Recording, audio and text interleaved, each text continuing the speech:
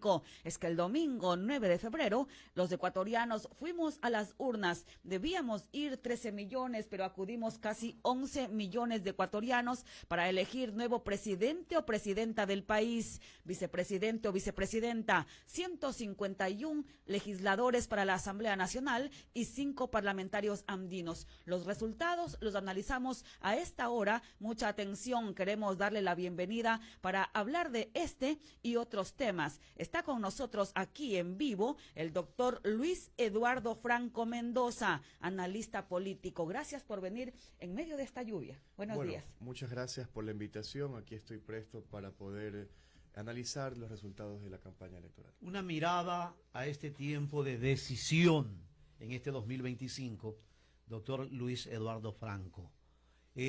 Mendoza, es oportuno. Hay la necesidad de observar el comportamiento del electorado.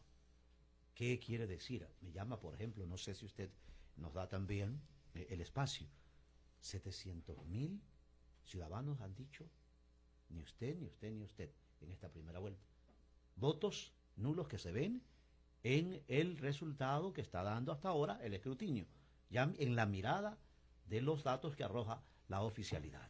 Sí, hace algunas elecciones pasadas hay lo que se denomina desafección política, es decir, hay ciudadanos que están inconformes con el sistema democrático, que votan nulo, que votan en blanco, o que simplemente no participan, como el caso de las elecciones pasadas, que rompió récord histórico en inasistencia en las urnas, siendo el voto totalmente obligatorio, ¿no?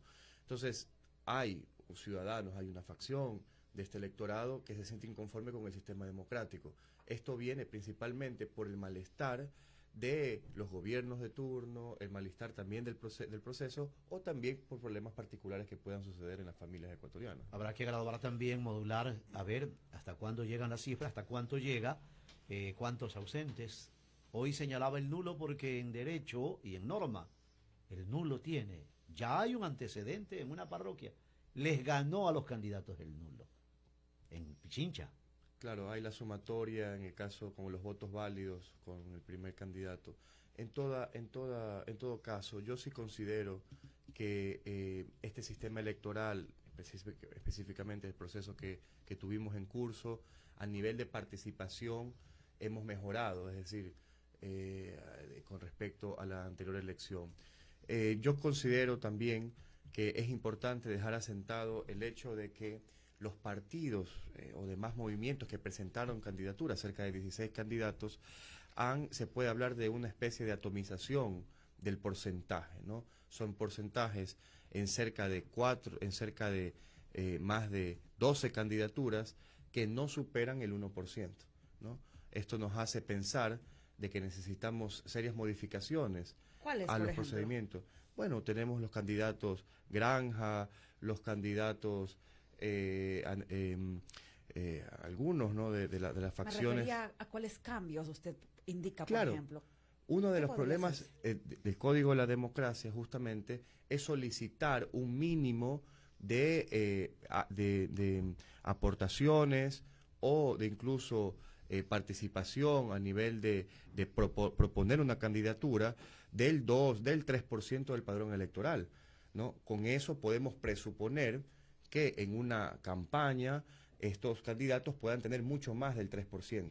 Pero me parece que tener 12 candidatos con menos del 1% del padrón electoral es, a mi juicio, un abuso de la atomización justamente de la participación en campaña electoral. O sea, hay quienes no llegaron, y creo que son más de 10, porque entiendo hasta ahora, a más del nulo, que llega a más de 700.000, creo que el señor ingeniero Isa bordea una captación de aceptación de cerca de 500.000.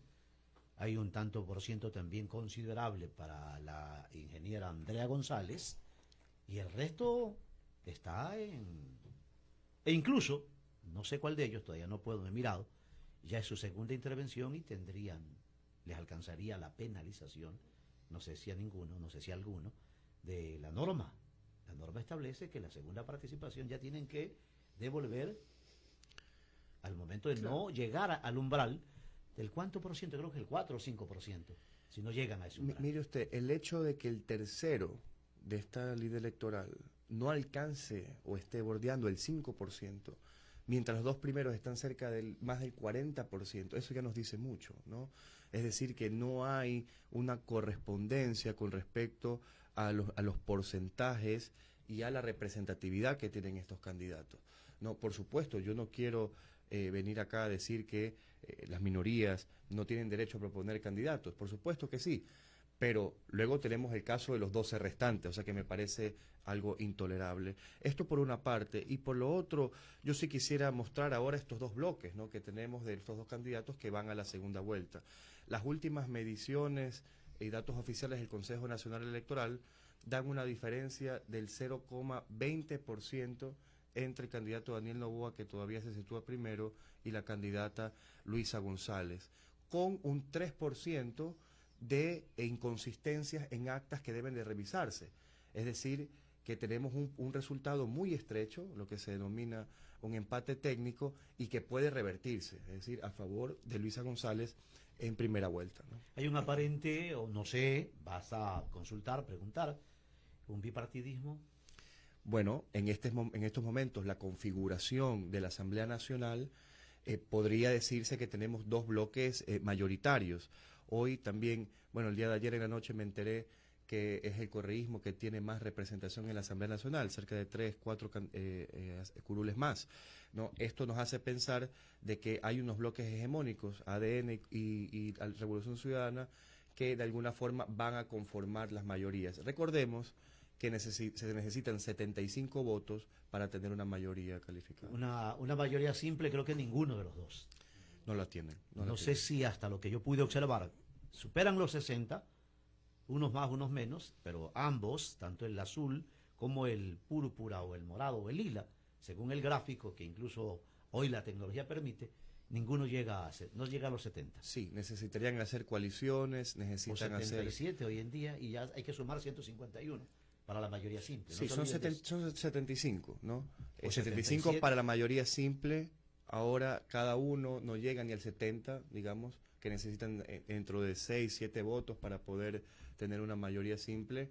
Esto nos pone en un escenario de negociación política, un escenario de realizar coaliciones que de alguna forma, que son coyunturales, ¿no? En la democracia ecuatoriana, las mayorías que se dan en la Asamblea Nacional para las diferentes votaciones, para los proyectos de leyes, son coyunturales, es decir, que no podemos hablar todavía de consolidar una mayoría por ahora, ¿no? Para el balotaje, la segunda vuelta electoral, son las 7 de la mañana con 15 minutos y el diálogo es con el doctor Luis Eduardo Franco Mendoza. Para la segunda vuelta, decía, ¿quiénes, con qué partidos políticos deberían conversar cada uno de quienes están en la cabeza, en la punta, que sería Luisa González y Daniel Noboa? ¿Con quiénes sí podría conversar Luisa González, por ejemplo, y con quienes debería alinearse, entiendo, las tendencias ideológicas para poder unirse? ¿Cómo ve usted? Bueno, en un proceso democrático de cara a segunda vuelta y siendo el margen tan estrecho entre ambos candidatos, yo creo que la principal estrategia es hablar y negociar con todos, ¿no? Eso forma parte de la democracia, forma parte también del pluralismo democrático, y yo creo que, bueno, lo ha dicho la candidata Luisa González, ella está abierta a dialogar con todos, ella está abierta a incluso a escuchar otras propuestas, a negociar temas que puedan venir y que en la cual puedan haber acuerdos a nivel de izquierda, por supuesto. Claramente que hay un factor ideológico muy marcado entre ambas candidaturas. Hay una candidatura de izquierda y hay una candidatura de derecha. Entonces, esos principios y esos valores políticos van a ser un detente para establecer ciertas alianzas, ¿no? Que en unas facciones hay más afinidades, por ejemplo, con Rabascal, con Pedro Granja, etcétera, y con otros candidatos hay menos afinidades, por ejemplo, Andrea González, ¿no? 7:17 habrá que tener, o tendrá la campaña, el equipo de campaña, porque se puede dialogar con todos, llegar a un consenso entre todos sería lo ideal, pero aquí hay una posición, aunque todavía hay quienes señalan que va a influir el hecho de considerarse de izquierda, de centro, centro-izquierda, centro-derecha o derecha propiamente dicha, aunque no lo vemos con total, al menos. Aquí se pasa como el camaleón, con facilidad, y se dicen de izquierda cuando de pronto los ve usted que están en otro lado. Pero bueno, esta es la sociedad que tenemos. Sí, las ideologías están vivas. Yo creo que en los años 90 salió un libro de un politólogo estadounidense anunciando el fin de la historia, ¿no? Que ya no, una vez de destruido el muro de Berlín, ya se iban a acabar las ideologías, que todos íbamos a entrar en una sociedad de libre mercado, de capitalismo, etcétera. Pero la historia nos demuestra que no, que las ideologías están vivas, que la izquierda, la socialdemocracia están efectuando reivindicaciones y que los movimientos de derecha más bien se están haciendo de extrema derecha. O sea, hoy vivimos sociedades muy ideologizadas. ¿Cómo va el péndulo, por ejemplo, en la región? Sí, bueno, tenemos de todo, es variopinto, por así decirlo. Tenemos gobiernos de extrema derecha en Argentina, tenemos una oposición fuerte en Chile, el castismo. En Venezuela todavía se mantiene un gobierno que podría catalogarse de izquierda con todos los problemas que pueda tener, ¿no? O de extrema izquierda para cierto sector moderado. En Colombia un gobierno progresista. En México vence Claudia Sheinbaum con un proyecto de continuismo de políticas de bienestar. Es decir, Latinoamérica está en disputa a nivel ideológico. 7:19. ¿Tendrán que cambiar de discurso, tendrán que modificar algunas cosas los candidatos? Porque deberán encontrar en el electorado también, a lo mejor en quienes votaron nulo, quienes dejaron la papeleta en blanco, un espacio. No veían la solución, pero ahora tendrán que hacer algunos cambios. Bueno, hay cambios estratégicos a nivel de proyección política para poder captar específicamente a cierto sector del electorado. Esos cambios pueden ser de forma, en cómo se dice el mensaje, o también de fondo, en propuestas para determinados segmentos. Yo creo que si esto lo consideramos un cambio, estos son bien recibidos y plausibles. Lo que no puede existir, a mi juicio, es un viraje ideológico, por ejemplo, o un viraje en la actitud muy drástica de los candidatos. Esto suele ser un poco problemático, ¿no? Porque, en efecto, cada uno ha formado una personalidad política, tiene una identidad política y ahí gran parte del electorado se siente en afinidad con esa identidad política, ya sea de izquierda o de derecha. Entonces, más allá de esto, considero que dentro de la campaña electoral, visitando ciertas poblaciones, a público muy especializado, a un nivel también que la campaña es una campaña viva. ¿En qué sentido? En el sentido de que también recorriendo el país, reuniéndose con los gremios, uno va recibiendo propuestas. No es que cada candidato tiene la solución de todos los problemas del país, sino que durante la campaña también receptan estos problemas. Entonces, por supuesto que se pueden abrir espacios de diálogo y cambios en la agenda, ¿no? 7:20. Mi compañera decía algo tan elemental. Habrá que mirar casa adentro primero, qué se hizo bien, qué se hizo mal, qué se puede y se debe de hacer ahora para que el día 13 de abril, en las urnas, irá el que de pronto está hastiado, tiene que ir por su compromiso, hastiado y no quiere saber ya nada más de campañas. Pero el ciudadano tiene su compromiso. Y es el que al fin del proceso es el que decide. Ahora, ¿cómo son precisamente los planes? ¿Cuánto hay? El cómo y con qué vamos a solucionar los problemas. Estará atento. Llegará un debate y creo que el ciudadano está esperando un cara a cara. Bueno, el debate es obligatorio de conformidad con la ley electoral. Vamos a ver cuál va a ser la postura del Consejo Nacional Electoral, porque en este proceso electoral, desde su inicio, cerca de septiembre, octubre, en el que oficialmente entramos en el proceso electoral, se han visto una serie de irregularidades, ¿no? Por ejemplo, hemos tenido un presidente candidato siendo funcionario público cuando la ley expresamente prohíbe la candidatura de los funcionarios públicos, ¿no? Entonces, no hubo sucesión presidencial, el delego de las facultades que tiene el presidente con su vicepresidenta. Entonces, el Consejo Nacional Electoral, a decir verdad y siendo objetivo, ha permitido mucho con respecto a la candidatura del candidato presidente. Entonces, vamos a ver qué va a pasar ahora, si va a ir al debate o no. Hemos tenido un récord de observadores internacionales en este proceso, según lo que pude observar, pude mirar.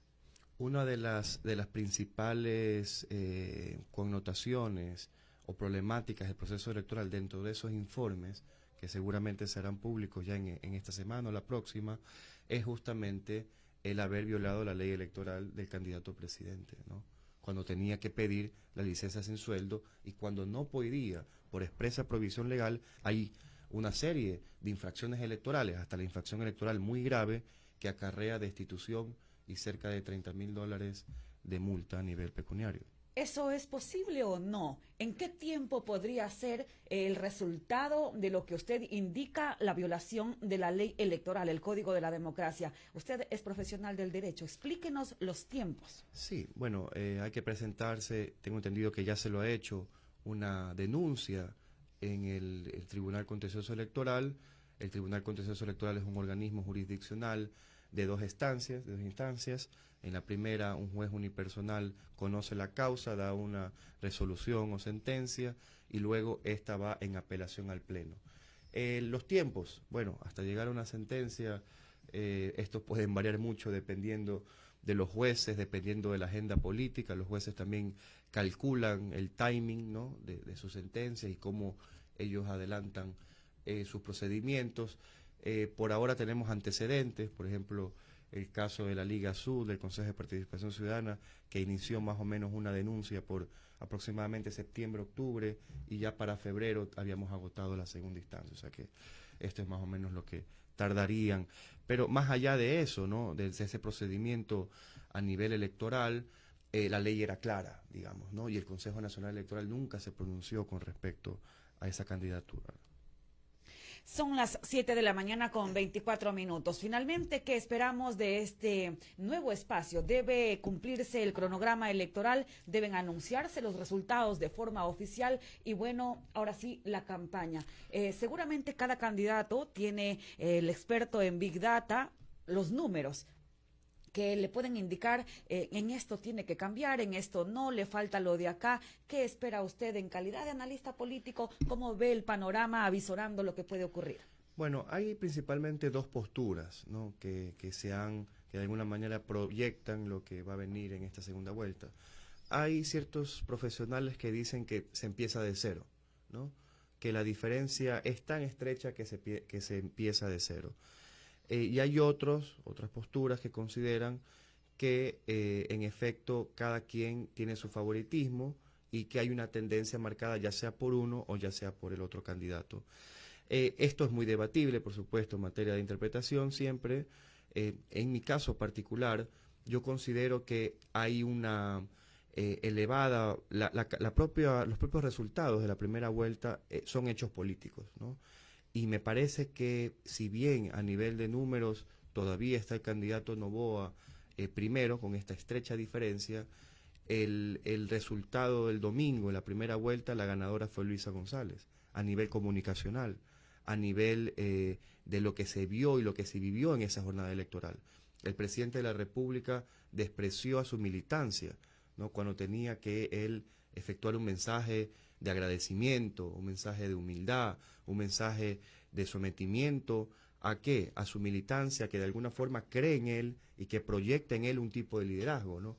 Sin embargo, se vio un presidente ausente, los ministros salieron del mitin, etcétera. Entonces, esto da una imagen de perdedor, una imagen de pérdida, una imagen de desilusión, y a nivel mediático esto tiene una implicancia y a nivel político tiene también un impacto.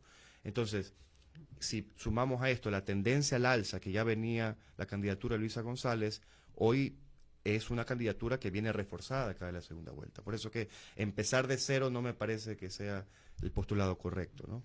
¿Quiénes son los grandes perdedores de las elecciones generales 2025? Muchos han dicho, bueno, Iván Saquicela, que está en último lugar, pasó de ser titular, presidente de la Corte Nacional de Justicia, al último puntuado de 16 binomios presidenciales. Pero ¿quiénes más son los perdedores? Bueno, por perdedores se entiende quienes han tenido algo y lo dejan de tener, por así decir, en política. Me parece que el partido construye listas 25 con respecto a la elección anterior. Uno creo que llega, a una asamblea. Sí, un escaño. Con respecto a la elección anterior hay un franco, digamos, caída en picada. También cuánto sacó su candidato a la presidencia, ¿no?, con respecto a la anterior elección, que casi se mete en segunda vuelta, ¿no? Es decir, que esto es un partido que se puede considerar perdedor. El segundo es el Partido Social Cristiano, ¿no? Que ya viene teniendo muchos bajones, que ya no es el Partido Social Cristiano de los años 90, de los inicios de los 2000, pero que todavía mantiene 4 o 5 asambleístas que ahora, dado la constitución de la Asamblea Nacional, son importantísimos esos 4 o 5 Llegaría a asambleístas. 5 según la tendencia. Claro. Uno dije construye. Le reitero, en lo que está de la tendencia, hay 68 para ADN, 68 lo que pude observar, y llega a 66, estaban ahí. RC, solo uno construye, 5 el Partido Social Cristiano, Pachacutic llegaría con 9, y todavía hay por definir entre movimientos locales, porque no se olviden, estamos hablando también que mirar la votación provincial. Para llegar a 151, los 77, ninguna de las dos